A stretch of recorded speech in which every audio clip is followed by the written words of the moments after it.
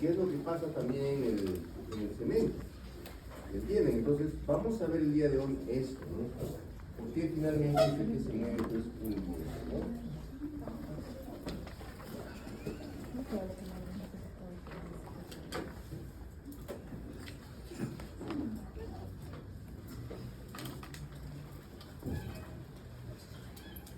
Nosotros tenemos que entender, jóvenes, que el movimiento dentario se produce durante toda la vida.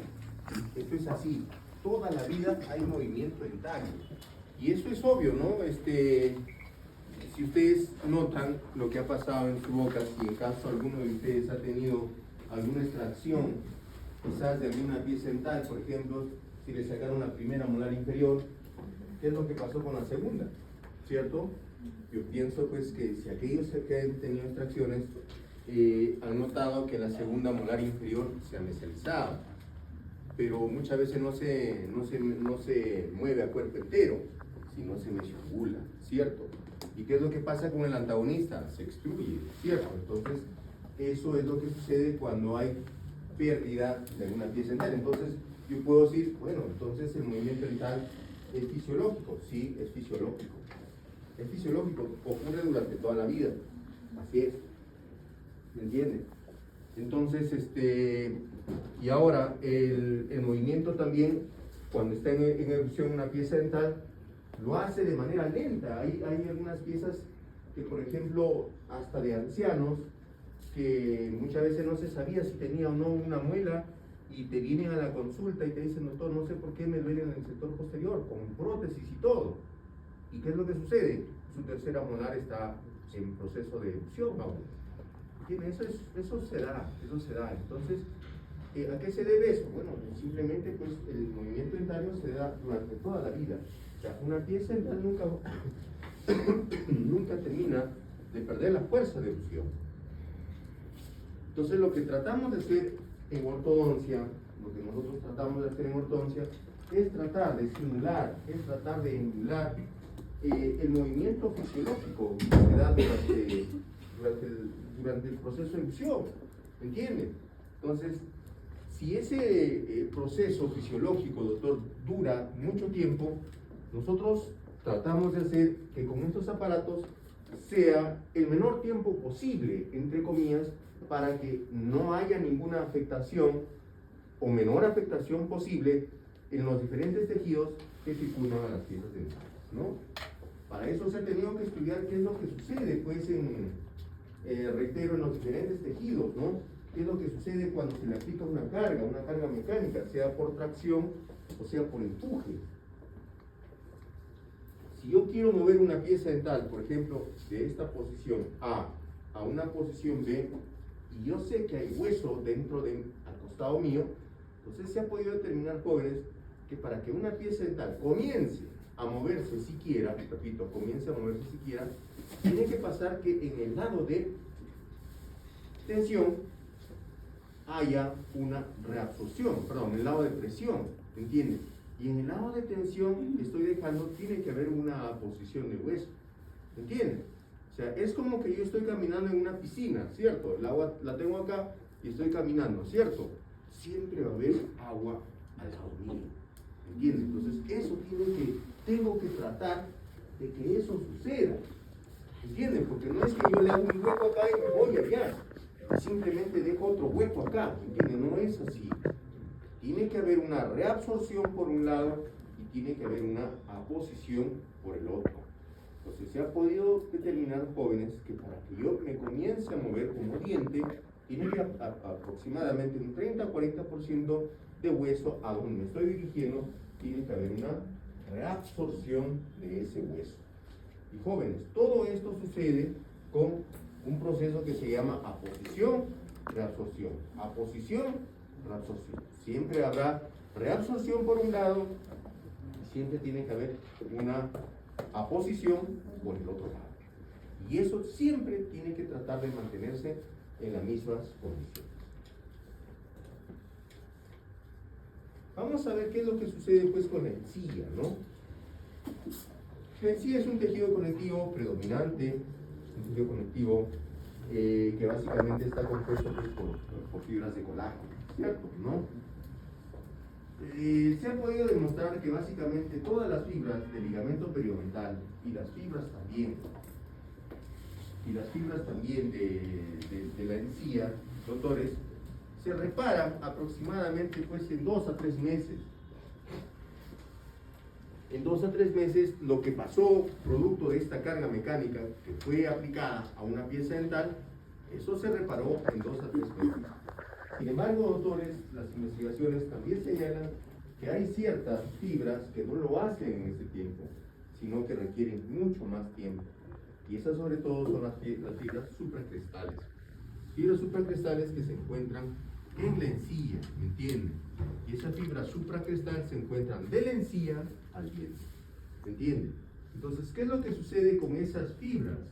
Lo que sucede con esas fibras es que se ha podido demostrar que durante la carga mecánica, repito, durante la carga mecánica, estas pierden una enzima, la colagenasa, o lo hacen, o tienen una menor producción de colagenasa, ¿me entienden? Y una mayor cantidad de producción de elastina. Entonces, más elastina y menos colagenasa hacen que esas fibras se vuelvan mucho más elásticas. Repito, que esas fibras se vuelvan mucho más elásticas. Entonces,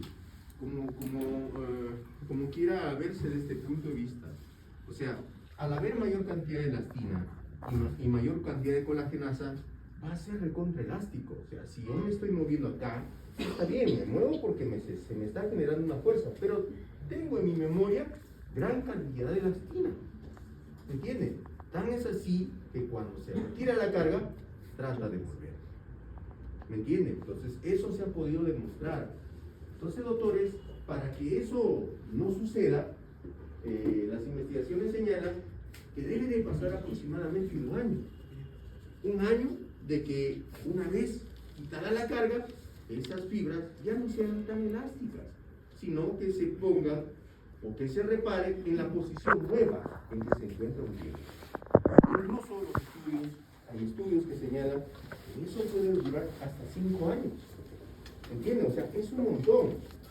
Entonces, la principal causa de recidiva, sobre todo en piezas rotadas, vienen a ser estas fibras, las famosas fibras supracrestales.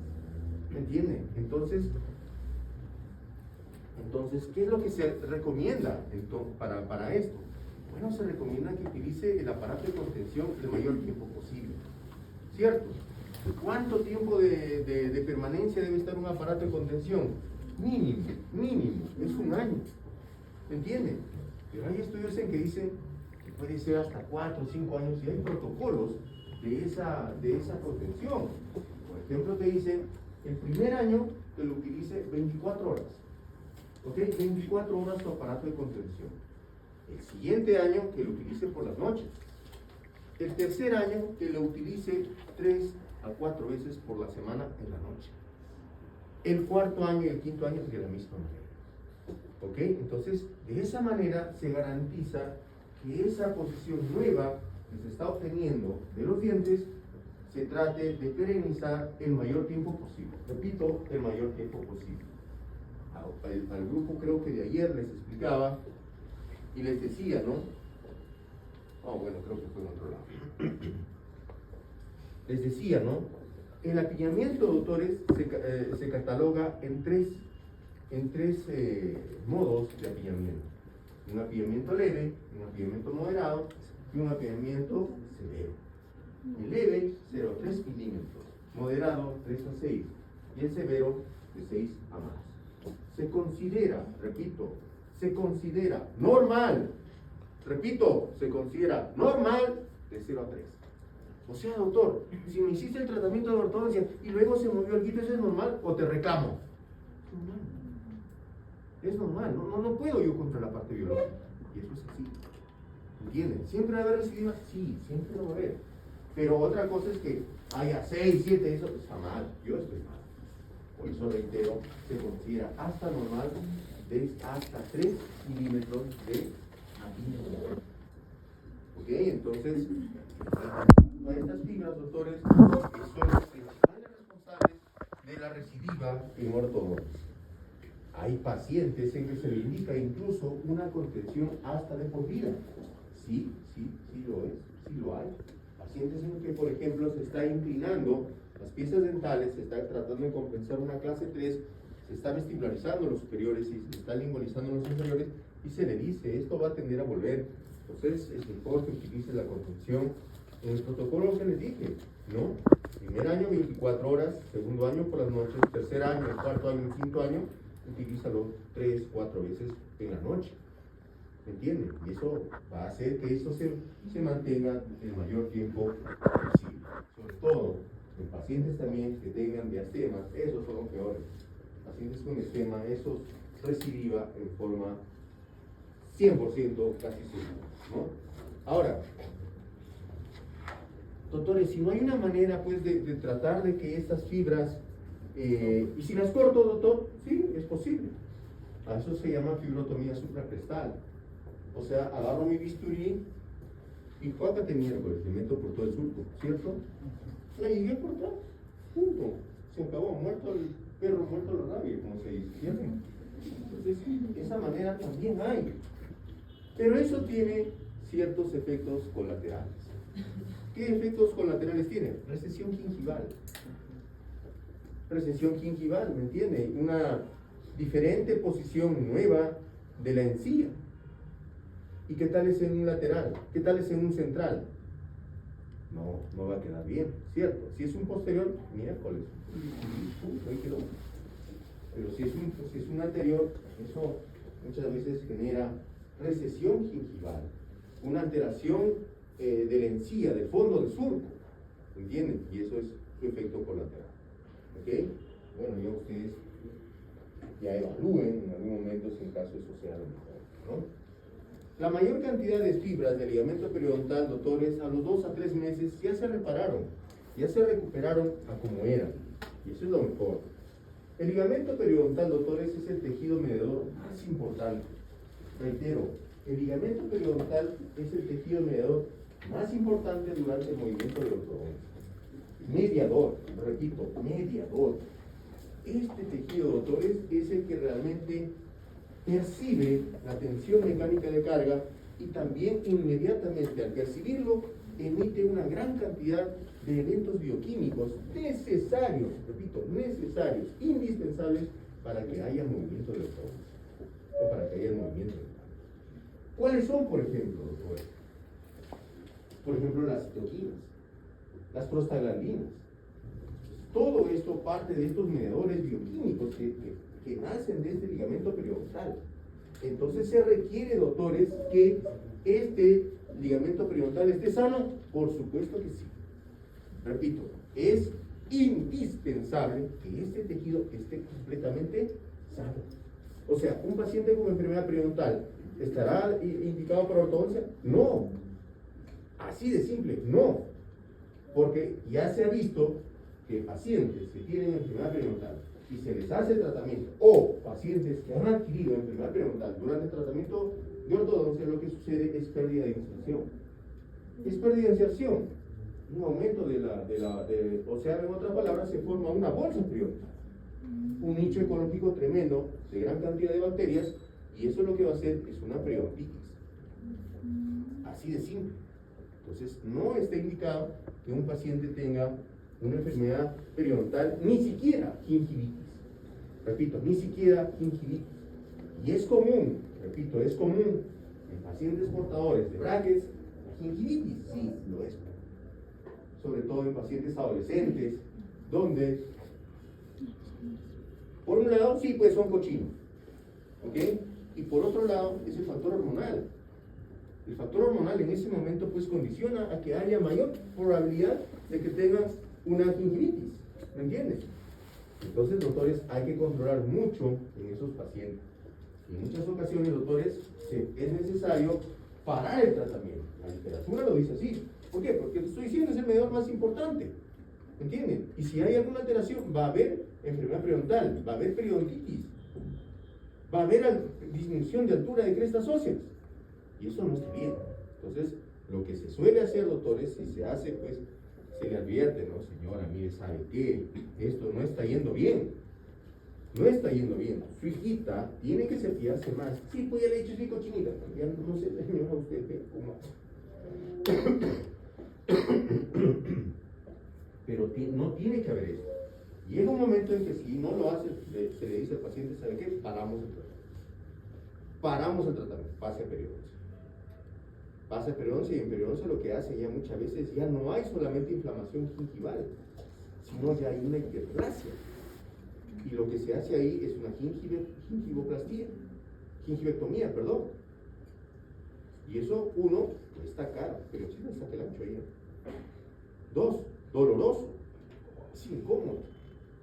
Entonces, lamentablemente eso sucede, reitero, por esto, porque es el mediador más importante para estos eventos bioquímicos necesarios para que haya movimiento.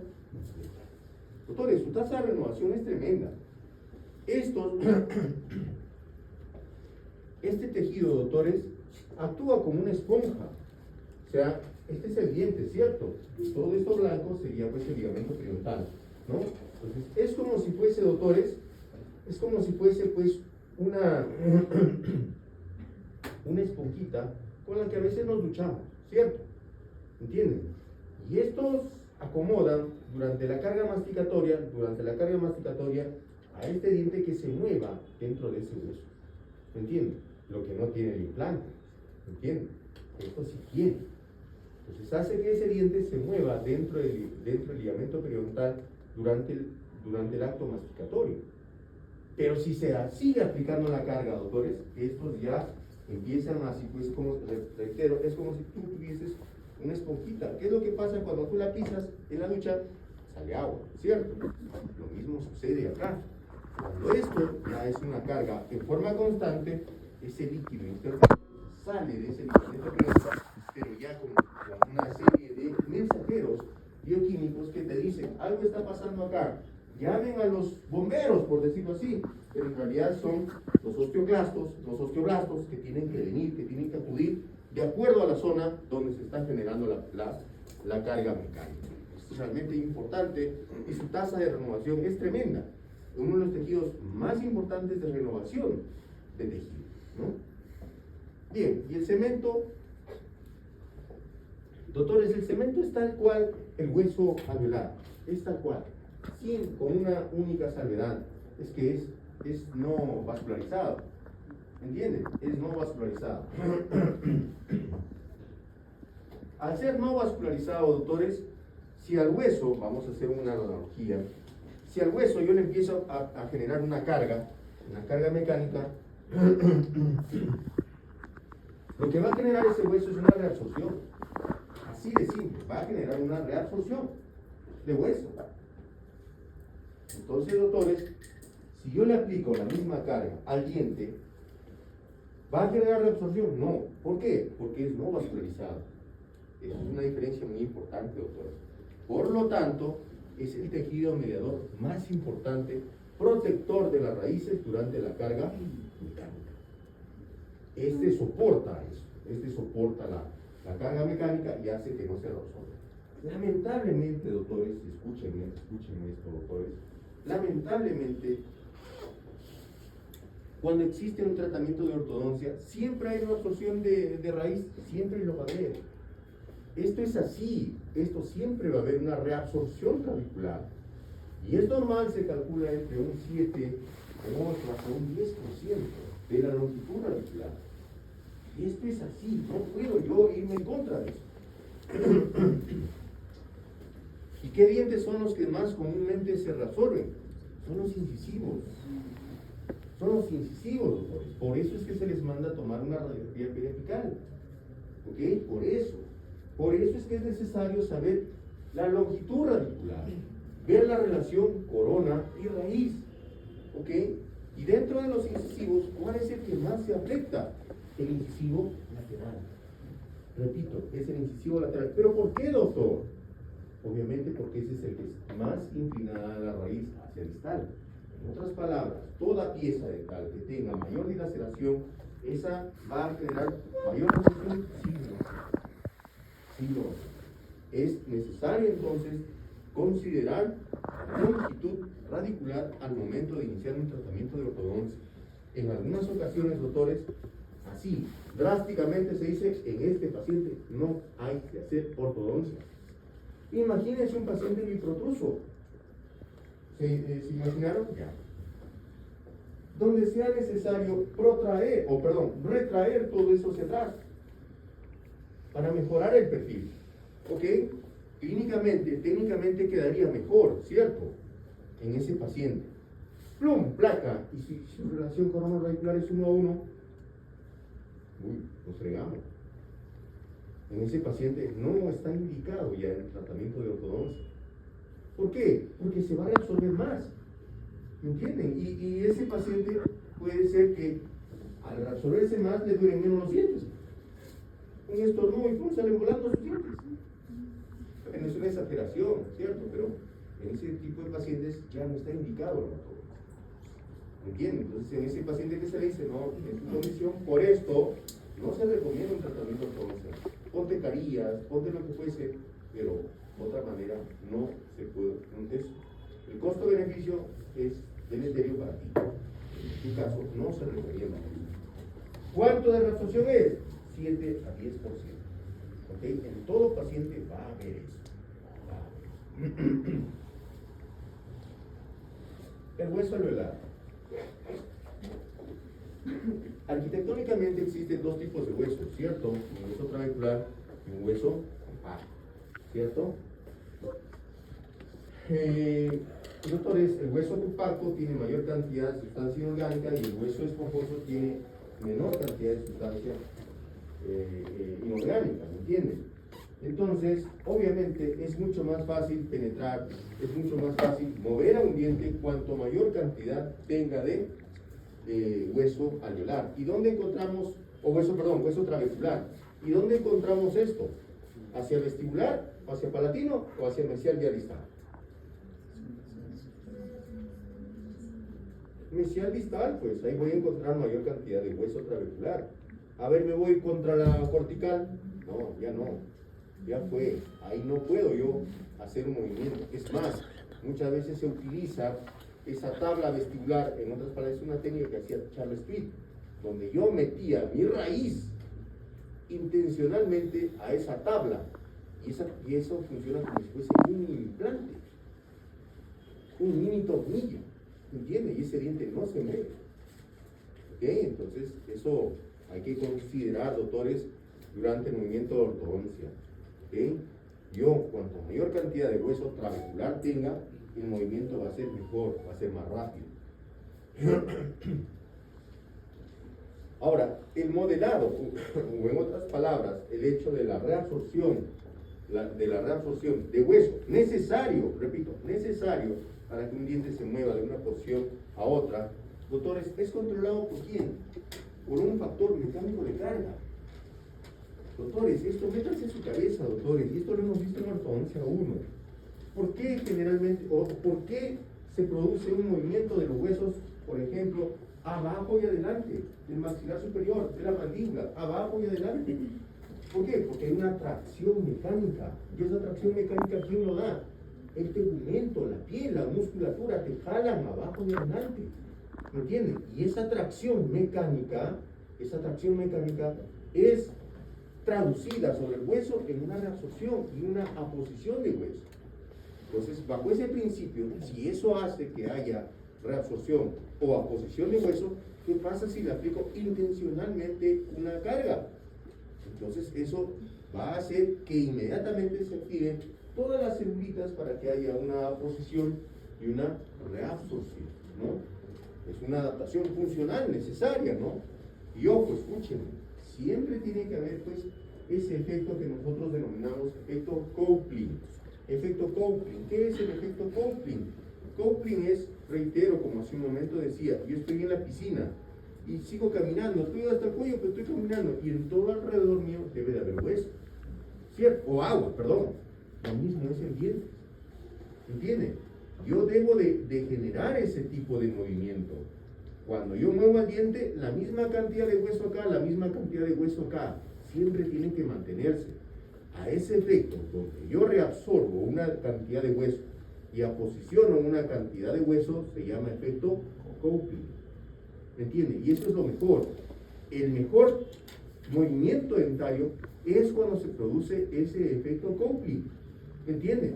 Tiene que haber así, o sea, la misma cantidad de reabsorción, la misma cantidad de aposición. Tiene que haber eso.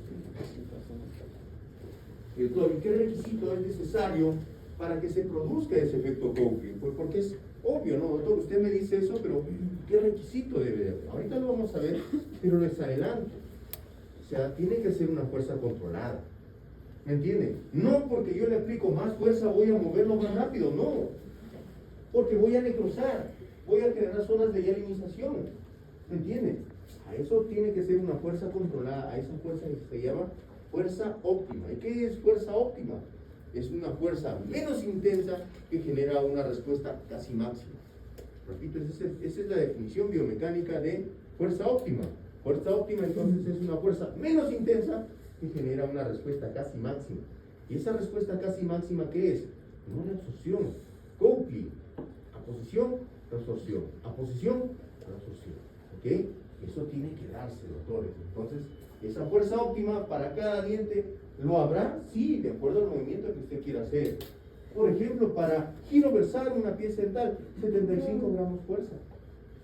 75 de 47. Entonces tiene que haber, por ejemplo, para distalizar, 150 gramos, 150 gramos, ¿me entiende? Entonces hay que controlar esa fuerza. De lo contrario, voy a generar hialinización, que ahorita vamos a ver en qué consiste, ¿no? En realidad no se ha identificado quién es el promotor de la reabsorción, pero definitivamente se ha podido ver que ese efecto sobre todo se da cuando existe una tracción o una presión sobre una pieza dental. La tensión mecánica es un promotor. Tensión mecánica, o sea, fuerza. La fuerza, ¿me entiende? Sea por presión o sea por tracción. Eso genera realmente que ese evento bioquímico que nace ¿dónde? En el ligamento periodontal. Ahí nace. Ahí es el tejido mediador más importante para que haya movimiento dentario. ¿Ok? ¿Y qué moléculas son? La paratormona, o la hormona de crecimiento, la vitamina C, la calcitonina, citoquinas, doctores, citoquinas. Citoquinas. ¿Y dónde están las citoquinas? En procesos inflamatorios. O sea, doctor, para que haya movimiento dentario, tiene que activarse una cascada inflamatoria. Tiene que activarse. Es que, doctor, se me hinchó la cara. No es así, ese es histológico. ¿Me entiende? Y si usted se toma, por ejemplo, un aire, porque le empezó a doler un poquitito, doctor, lo está fregando, lo está malogrando. Ya no va a haber ese evento bioquímico. ¿Me entiende? Y entonces, al no haber, ¿qué es lo que va a haber? Solamente reabsorción. Solamente reabsorción. O sea, no se debe de tomar ningún antiinflamatorio durante el tratamiento de ortodoncia. ¿Ok? Eso es importante, si no, la cortas, pues. Lo cortas.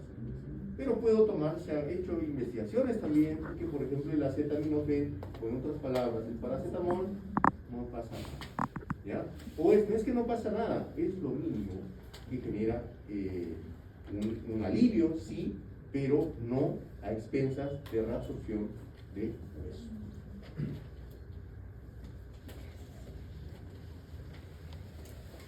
Vamos a ver qué es lo que se da durante el movimiento fisiológico que les decía, qué es lo que yo debo de emular, qué es lo que yo debo de hacer para que genere un movimiento de diente, ¿no? A eso yo debo de ligar, tal cual se produce durante la erupción, por ejemplo, o durante el movimiento fisiológico, ¿no? Son dos cosas, durante la erupción y otro, la migración fisiológica por una adaptación funcional que decíamos con lo que saca una pieza dental, que es ¿cierto? ¿Qué es lo que pasa cuando hay una carga masticatoria? Cuando hay una carga masticatoria, doctores, el ligamento periodontal es el que soporta, les decía, ¿no? Es como si fuese una esponja. Se permite que haya cierto movimiento del diente dentro de ese propio alveolo. Sí, doctores. Pero si te sigue presionando, ya no. Ya no. Sale líquido. Es como, pisaste pues la esponjita. ¿Entiendes? Sale ese líquido. ¿Hacia dónde? Hacia el hueso. sale, reitero, líquido hacia ese hueso. Pero no es que sale ese líquido intersticial y punto, no, sale ya con mensajeros bioquímicos, doctor, donde te llama a que haya concentración de osteoclastos en la zona de presión y un conglomerado de células de reparación por el otro, osteoblastos. ¿Me entienden? Ahí están los verdaderos mensajeros que salen del ligamento periodontal. O sea, en más de 2 segundos, doctores, sale líquido. Doctor, me está cochillando 2 segundos. ¿Y cuando como? A ver, date cuenta, pues. ¿Acaso tú comes así? Un ratito. No, haces esto, ¿cierto? Es menos de un segundo. ¿Me entienden? Entonces ahí no pasa nada.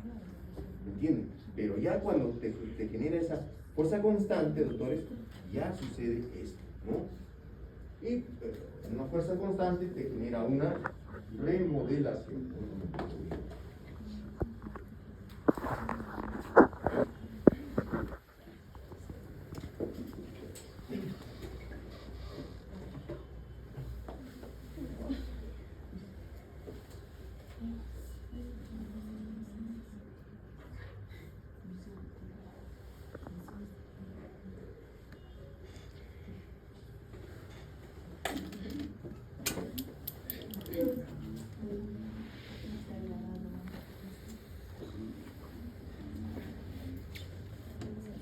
Esto, fuerza constante genera remodelación.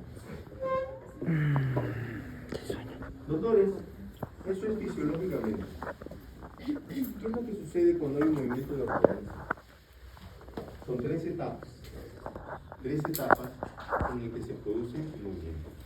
Fase o periodo primario, periodo de retardo y periodo secundario. Es bacano, es bacano. Fase primaria, ¿en qué consiste la fase primaria? Eso dura aproximadamente una semana. Y es realmente una buena manera de poder ver si se van a mover más rápido o más lento los dientes. Es bacano. Porque a veces el paciente viene de una cita a la otra y te dice, doctor, ya se me movió. Bacán, doctor. Usted me dijo 2 años, no creo, ¿no, doctor? Y eso es lo que a veces pasa. Y uno dice, ¿no? Depende de qué es. Realmente depende de esto, joven. La primera semana, si durante la primera semana se movió algo más los dientes de lo normal, es porque su proceso de aposición y reabsorción no es que en esa primera semana se dio, pero es un indicador que se van a mover más rápido los dientes. ¿Ok? Básicamente ese movimiento, doctores, es movimiento extrusivo.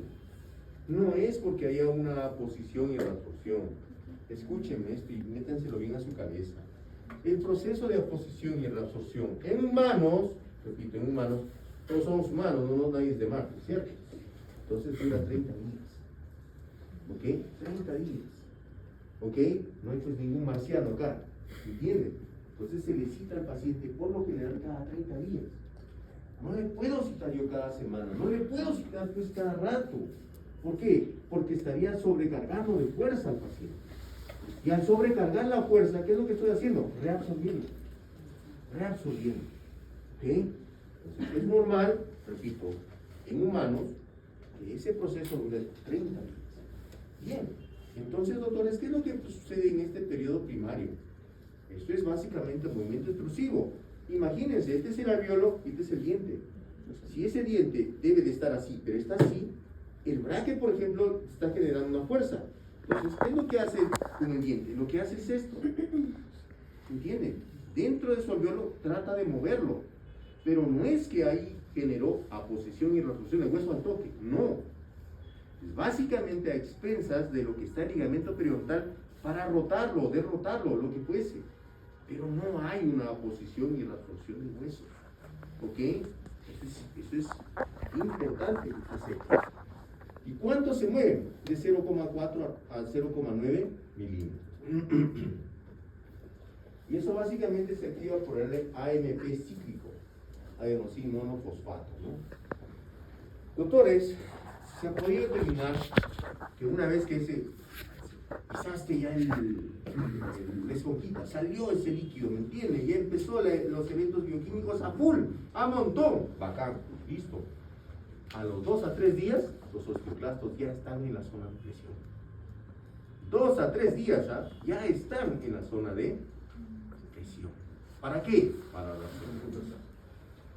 Es más, en individuos jovencitos, 13, 14 años, se ha podido demostrar que a las 12 horas ya están los osteoclastos.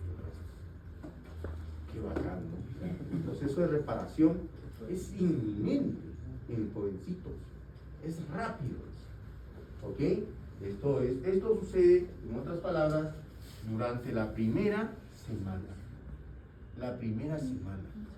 Y reitero, es indicador muchas veces, y hay otros pacientes que le ponen los braques y ¡can! Igualito están como si fuesen estacas.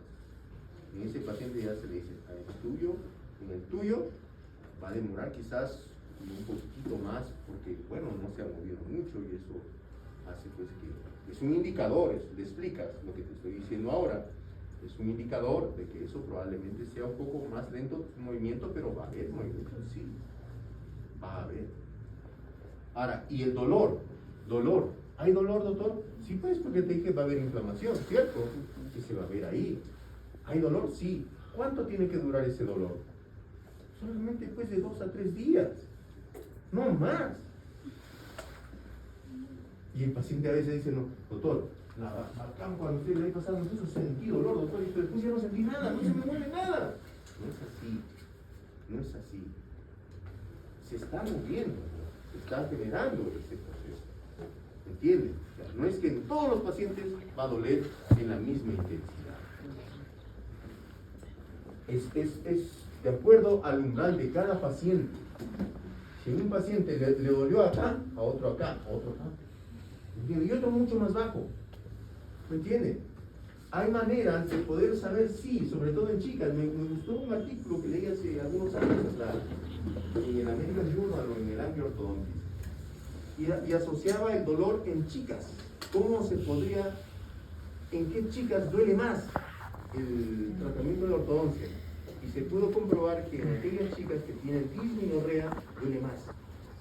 O sea, en aquellas chicas que, por ejemplo, durante el periodo menstrual les duele, pues, entiendo yo que es un proceso fisiológico, pero en aquellas que tienen dismenorrea y les duele más, en ellas les va a doler más el tratamiento de ortodoncia.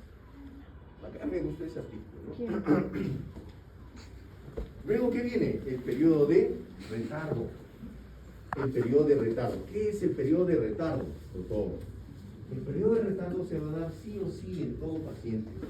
La fase de retardo se va a dar. ¿Y en qué consiste? En cero movimiento. No hay movimiento. Repito, no hay movimiento. ¿Por qué? Porque es un periodo de hialinización. ¿Qué es hialinización? ¿Qué significa hialinización? Claro, con blanco, ¿cierto? Eso significa hialino. Eso significa hialinización.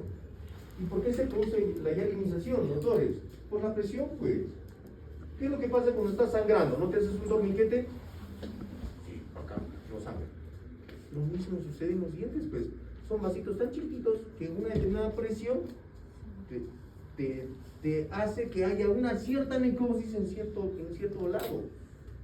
¿Se va a dar, doctor? Sí, se da. Se da. Lamentablemente, pero se da. Sobre todo en las primeras etapas de movimiento de ortodoncia. Se va a dar, pues. Pese, doctora, que usted se especializa, no, pues es eso, doctor. Se da en las primeras etapas de tratamiento de ortodoncia. ¿Genera una reabsorción? Sí, se genera una cierta reabsorción. Por eso es que hay reabsorción de la longitud radicular también, pues. ¿Me entiendes? Pero tienes que controlar al mínimo que la fuerza sea lo menor posible. ¿Me entiendes? Pero si tú dices, no, yo le meto un alambrón, pues más rápido, pues. Peor, más hialinización. Más hialinización. ¿Qué es hialinización? Necrosis aséptica. Es necrosis aséptica. ¿Por qué? Porque no pasa sangre ya a determinada zona. ¿Me entiende? No pasa sangre y se necrosa. Siempre voy a dar este ejemplo, doctores, porque me parece didáctico. Es como si usted está viajando a la selva y en Carpapata, ¡plum!, Guayco. ¿Pasas o no pasas? No pasa. ¿Hasta qué? Hasta que el cargador frontal venga, plum, plum, plum, te liberó, ¿no? ¿Y qué hace el chofer que está ahí esperando todo el rato, 2 días? ¡Guau! Miércoles, acelero porque tengo que llegar a mi destino. Lo es al toque, ¿cierto? Lo mismo es, imagínense, vamos a homologarlo, vamos a hacerlo igual con el viento. Entonces, doctores, al no haber irrigación en esa zona, han tenido que venir osteoclastos de otro lugar, no de la zona que allí, ¿me entiende?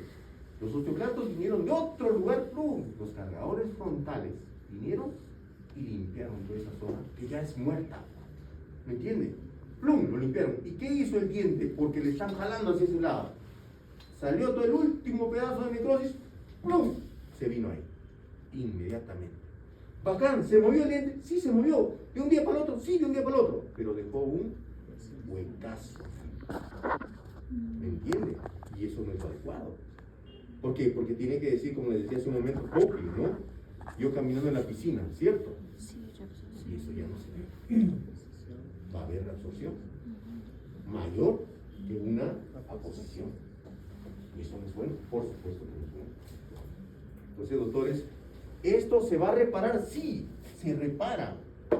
¿Y cuánto dura? De 2 a 10 semanas. A menos que, se están, ya, bueno, vamos a terminar con esto. Se reparó por el tejido, hizo un esfuerzo sobrehumano. Ya está, otra vez. Empecemos otra vez. Fase de periodo secundario es lo más bonito, doctores. ¿Por qué? Porque tú estás controlando la fuerza. ¿Qué fuerza? Fuerza óptima. ¿Qué es fuerza óptima? Fuerza menos intensa que genera una respuesta casi máxima. Entonces, coupling, ya está todo bonito. Y dices, oye, se están moviendo los dientes, ¿no? Creo que le meto un poco más de carga. ¡Plac! Otra vez dialización. Y eso no puede ser así. ¿Me entienden? O sea, la dialización puede volverse a reactivar, por supuesto que sí. De acuerdo a la cantidad de carga que usted le esté metiendo aquí.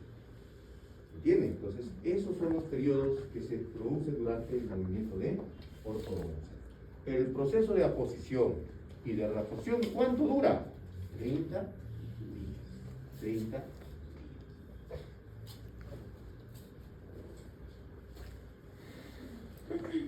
Fase de retardo dura de 10 a 12 semanas. Acá está, ¿eh? Te están llevando para acá. Zona de presión, zona de tensión. Acá todo esto, reabsorción, necrosis. Y acá tienen que venir pobres osteoclastos de otro lugar. Ya no las mediadas por el ligamento periodontal. Ya no. Tiene que venir en todo ese periodo, dura pues entre 2 a 10 semanas, ¿no?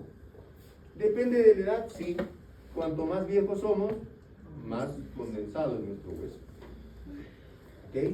Jóvenes, en los chiquillos es impresionante cómo se mueven los dientes, como mantequilla esto. Es bonito. Se mueven más. A ver, a un viejoleto como yo, no, demora, es mucho más complicado, ¿no? ¿Alguna vez ha sucedido que se haya cruzado la pieza dentaria por el movimiento excesivo? Sí. A ver, les voy a contar un caso, pero no, o sea, esto es lo que sucede, ¿entiendes? Pero se puede necrosar vitalmente un diente. Claro que sí. A ver, te digo una cosa. Te adelanto. ¿Cuál es la fuerza normal que se necesita para intruir un diente? 10 a 15 gramos fuerza. 10 a 15 gramos fuerza. ¿Eh? Doctor, usted me dijo hace un rato que 75 era para botar un diente. Más fuerza, ¿cierto? Pero para intruir, 10 a 15 gramos fuerza. Por diente. ¿Qué pasaría si yo le meto 75 gramos fuerza? Doctor, ¿para qué te vas plum nervioso? Lo necroso, pues. Voy a hacer que ya no pases sangre el paquete vascular nervioso a la pulpa. Lo voy a necrosar, ¿me entienden? Y les cuento una anécdota muy interesante. Cuando estamos en primer año de residencia, pues muy ávidos con ganas de aprender, Me acuerdo mi gran amigo, Cristian Juan Talavera Gómez, tenía un caso bien bonito, ¿eh? Dos incisivos, ¿eh? Uno recontra vestibularizado, ¡plá! Y el otro recontra parafisado, así. Brackets, le puso, pues, ¿no? Cada quien veía montón nuestros casos, ¿no? Pues, ¿cómo va? No recuerdo su nombre de su paciente. Oye, no se mueven los dientes. Y a la siguiente sesión le metió un liquidol mucho más grueso. Chiquillos, ¿no? Le metió nada, me dice, no se mueve.